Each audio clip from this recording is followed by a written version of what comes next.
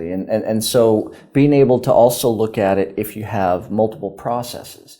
ATICSA certainly tries to champion the idea of having a single policy and a single process across constituency groups or across policy violations, but you may end up having your student conduct code, your Title IX or sexual misconduct policy, and maybe your employee handbook all converging.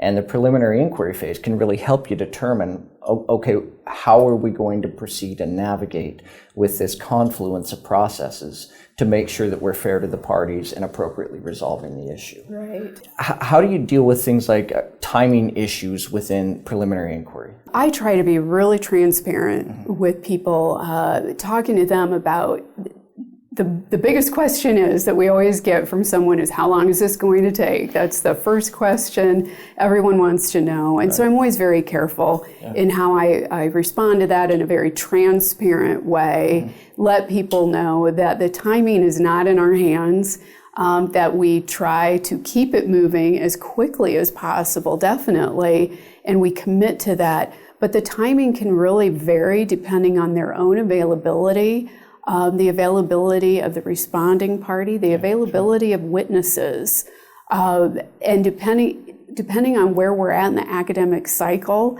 that can be really challenging if we're coming up against a big academic break, if we're coming up against someone that's going to be a vital part of the process, but maybe they're going on study abroad, maybe they're graduating. Somehow we're going to lose our capabilities. We have to think through whether that really slows things down, or does it just maybe change the way in which we communicate with that person.